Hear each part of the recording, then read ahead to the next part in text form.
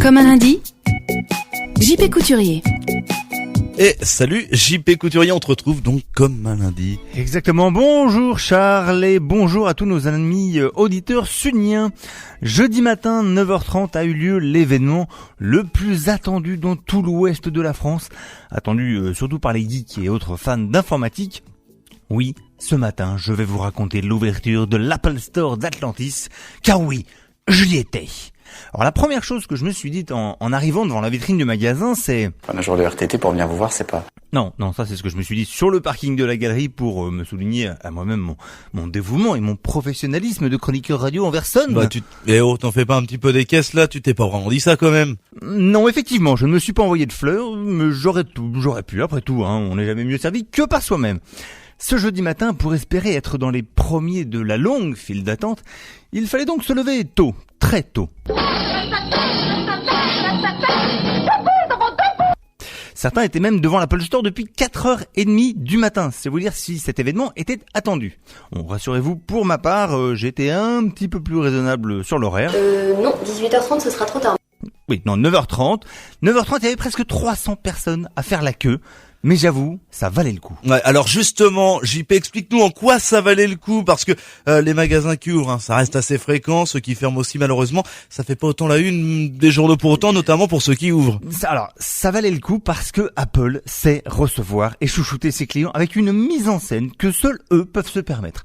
Une trentaine de conseillers, tous de bleu vêtus tels des schtroumpfs, qui vous font la hola en scandant votre prénom à votre entrée dans le magasin, sous une musique dance assez forte, des tonnerres d'applaudissements, des centaines de personnes faisant la queue.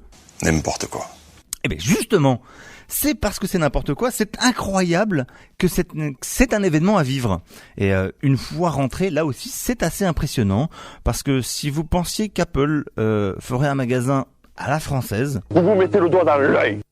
En effet, marketingment parlant, tout est pensé et réfléchi pour que vous soyez en extase devant les produits. Alors, un seul tous les 3 mètres, et presque aucun linéaire, et pour qu'à aucun moment vous ne pensiez à votre porte-monnaie. Outre l'effet que les prix ne sont quasiment jamais affichés en grand, voire même absents, des pubs télé d'ailleurs quand on y réfléchit, les caisses ne sont absolument pas visibles. Et là... On perd très vite la notion de l'argent. Oui, c'est bien ça qui est le plus marquant, c'est de voir comment Apple est devenue l'une des entreprises les plus rentables au monde, non pas en montrant qu'il veut votre argent, mais en vous donnant envie de le lui donner. Bon, sauf le t-shirt aux 1000 premiers visiteurs. Et ça, c'est cadeau. Donc si vous avez l'occasion cette semaine, je vous invite à aller y jeter un œil. Mais juste un œil, sinon vous serez fauché, vous la montrez d'un... Comment ça va? Comme un lundi. La semaine prochaine.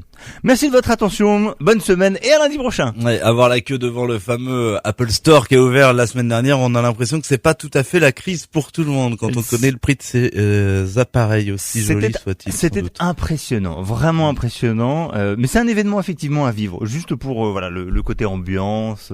Oui. C'était énorme. Chacun voit ça comme il veut. En tout cas, je perdrai sans doute pas mon temps ni un jour de congé pour ça. Mais bon, après il y a des passionnés et on les respecte aussi.